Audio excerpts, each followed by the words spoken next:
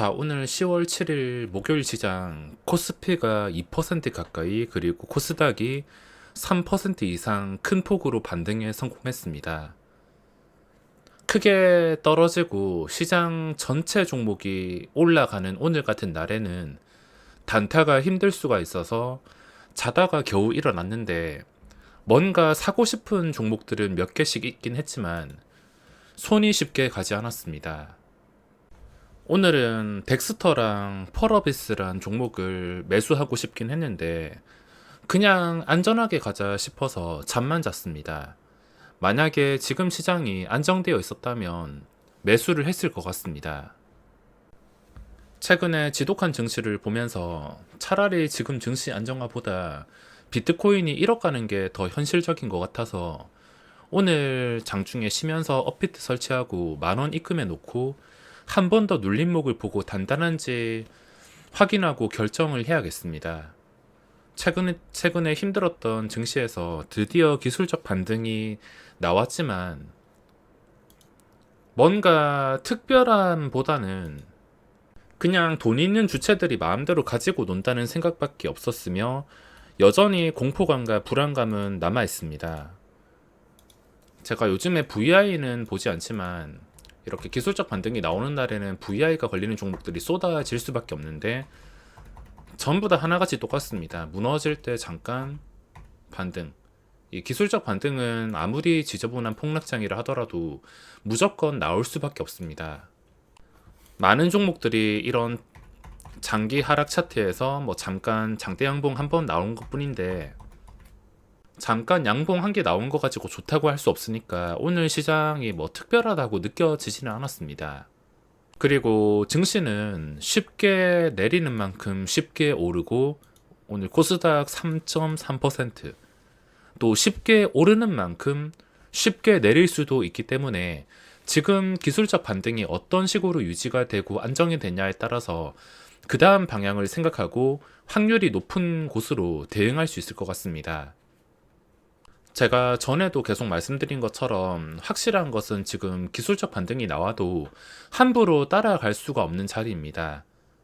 코스피가 3000포인트 근처를 잠깐 헤매인다 하더라도 이걸 아주 강력하고 특별하게 지지를 해주지 못한다면 결국에 다시 하락이기 때문에 지금 증시가 너무 어렵습니다.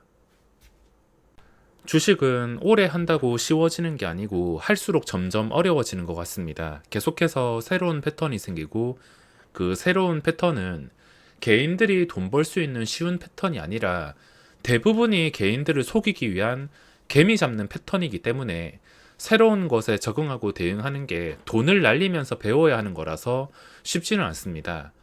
요즘 종목들 움직임 봤을 때 욕이 안 나오면 이상할 정도인데 진짜로 만만치가 않습니다. 어떻게든 개인들을 고점에 유인하려고 호가창, 체결창 조작하는 건 기본에 종목들 패턴까지 너무 어려워지고 있어서 꾸준한 수익을 유지하는 게 정말 어렵습니다.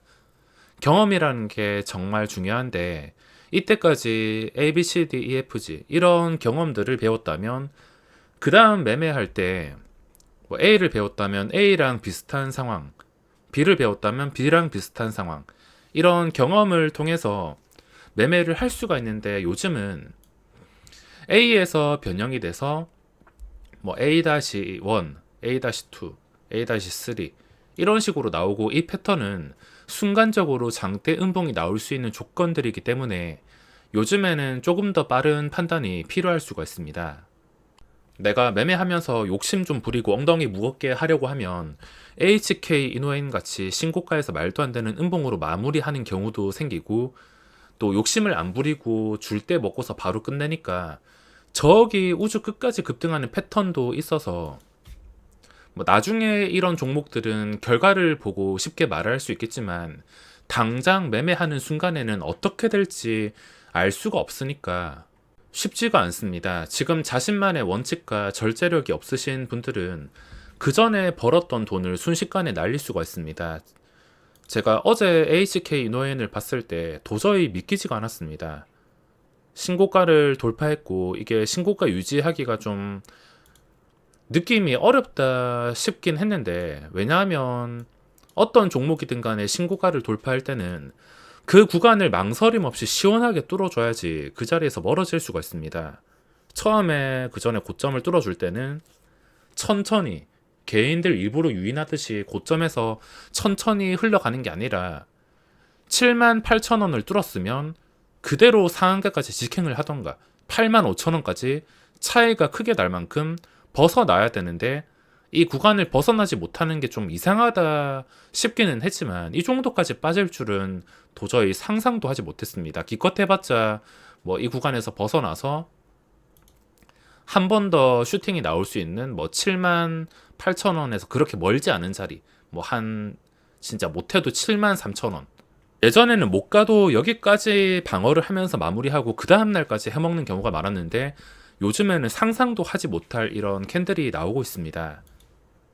그리고 또 많이 올랐다 싶어서 또는 적당히 먹었다 싶어서 매도를 하면은 끝까지 올라가지고 상한가 가고, 나랑 반대되는 상황들이 많이 발생하고 있어서 정확한 답도 없고 어려울 수밖에 없습니다.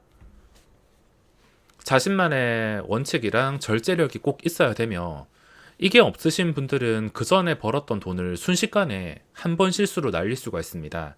주식은 계속 꾸준히 유지가 될 수 있는 매매 방법으로 매매를 하는 게 중요하며, 100번 성공해도 한 번만 제대로 실패한다면 끝이라는 말을 많이 들어보셨겠지만 요즘이 딱 그렇습니다. 단타든 중장기든 한 방에 망하는 상황이 많이 나오므로 아마 지수가 여기서 계속 며칠 기술적 반등에 이어간다 하더라도 또 한 방 잘못되면 이 하락으로 인한 변동성이 계속 안정되지 않고 살아있다면 한 방에 다 날리는 계좌가 속출할 것으로 예상됩니다.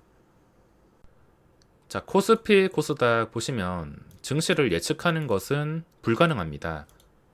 돈 있는 외국인들의 마음이기 때문에 여기서 한 번 더 장대 양봉 나와서 한 여기까지 끌어올릴지, 1000포인트 근처까지 끌어올릴지, 아니면 코스피 한 번 더 양봉 나와서 3000을 일단 회복해 줄지, 이렇게 될 수도 있고, 올라가는 척 하다가 윗골이 달리고 그대로 저점 깨는 위협적인 음봉이 나올 수도 있고, 이거는 그냥 상상만 할 수 있지, 이런 상황도 있고 저런 상황도 있고 상황에 대해서 상상만 할 수 있지 결정을 짓고서 매매를 할 수가 없습니다.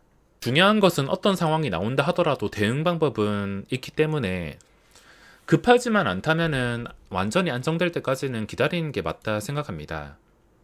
지수가 하락하면 항상 체크하는 게 뭐냐면 시가총액 상이랑 신용잔고.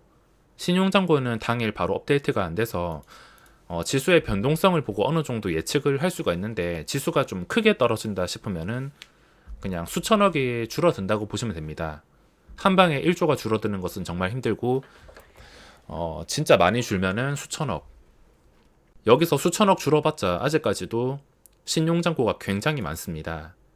그리고 시가총액 상위는 무조건 체크를 해주는데, 이걸 체크하는 이유는 항상 말씀드리지만 지수가 반등했는데 당연히 이 지수를 계속해서 끌고 가려면 시가총액 상위 종목들의 힘이 필요합니다. 오늘 삼성전자 보면은 지수에 비해서 소수점 0.5%도 안 되는 소수점 반등했는데 결과가 그렇게 좋지는 않습니다. 이 종목들이 추세가 다시 좋아질 것 같을 때 기술적 반등 성공하고 그 뒤에 안정이 되고 다시 추세가 바뀔 텐데, 이런 종목들이 힘을 쓰지 못한다면 결국에 발목 잡으면서 증시까지 같이 끌어내리기 때문에 이거 시가총액 상위 종목들은 무조건 체크를 할 수밖에 없습니다. 그렇게 잘 나가던 하이닉스는 오늘 마이너스에서 마감하고 있습니다. 네이버가 5%. 5%이긴 하지만 이게 진짜 좋아지려면 다시 한 42만원 정도는 올라가서 유지를 해줘야 된다 생각합니다. 올라간 다음에 유지해주면 그 뒤에는 지수를 끌어올릴 수 있는 종목이 될 수가 있으므로 뭐 아직까지는 아니더라도 그나마 희망이라면 네이버가 있습니다. 나머지 그냥 지수 분위기에 따라서 반등. 카카오가 최근에 폭락하긴 했지만 그나마 지금 다른 종목에 비해서 좀 안정을 찾고 있는 게 네이버랑 카카오입니다. 삼성 SDI 도저히 접근을 할 수가 없습니다. 싸 보이긴 하지만 어디가 바닥인지 그거를 알 수 없기 때문에 도저히 함부로 접근할 수가 없습니다. 상위 종목들을 보면서 그 다음 추세가 어떻게 결정이 될지, 그림이 어떻게 만들어져야지 좋아질지, 이거를 예상한다면 매수를 결정할 수 있을 것이지만 지금은 뭐 그렇게 좋지가 않으므로 뭐 도저히 결정할 수가 없습니다. 코스닥에서는 그나마 멀쩡한 게 펄어비스. 지수가 멀쩡했다면 저는 펄어비스를 들어갔을 것 같습니다. 지금 관심 종목에 있는 유일한 게 펄어비스랑 덱스터인데, 덱스터는 잔다고 놓쳤고 장중에 10% 정도 상승하고 있을 때 보기는 했지만 설마 이게 오르겠어라 생각을 하다가 고점을 뚫어줄 거라고는 몰랐습니다. 진짜 몰라서 매매를 못했으며, 펄어비스 같은 경우에는 제가 중요한 자리를 88,000원 정도라 생각하는데, 차트가 예뻐지려면 그 전에 반응이 나왔던 초기 고점 이 88,000원을 좀 지켜주는 게 중요하다고 생각했습니다. 차트가 예뻐지려면 그 전에 첫 반응을 주었던 이런 고점들 88,000원을 지켜주었으며, 지금도 기준가는 88,000원이 될 수밖에 없습니다. 현재는 88,000원에서 한 3% 정도 차이 나는 가격까지 올라왔습니다. 여기서 더 무너지지 않는다면 고점까지 거리가 그렇게 멀지 않아서 순식간에 또 신고가가 나올 수가 있습니다. 그나마 코스닥에서 멀쩡한 게 펄어비스인데 아직 지수가 안정이 된 게 아니라서 함부로 접근할 수가 없었습니다. 그리고 오늘 오전에 계속 보던 게 상장한 아스플로, 원준.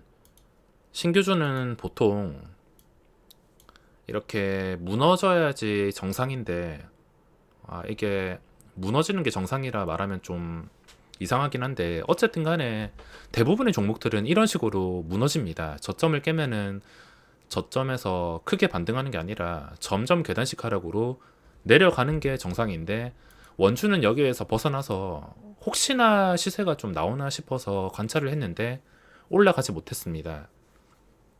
단타를 여러 번 하긴 했지만 좀 아쉽게 마감을 했으며, 신규주 둘 다 거의 최저점에서 마무리를 했습니다.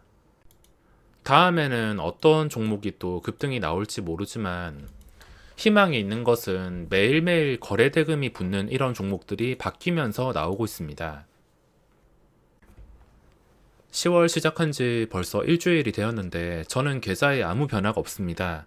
확실하게 먹잇감을 노리기 위해서 기다리고 있으며, 지금 덱스터, 쇼박스, 오징어 게임 관련주랑 그리고 HK 이노엔 이런 걸로 재미 못 봤다 하더라도 종목이 매일 나온다는 것을 보면은 희망이 생길 수밖에 없습니다. 절대 조급해하지 마시길 바라며, 증시는 많이 약해져 있어서 언제라도 무너진다 해도 이상할 게 없는 위치라서 안정시까지 계속 기다려 봐야겠습니다. 그럼 오늘 영상은 여기서 마무리하겠습니다.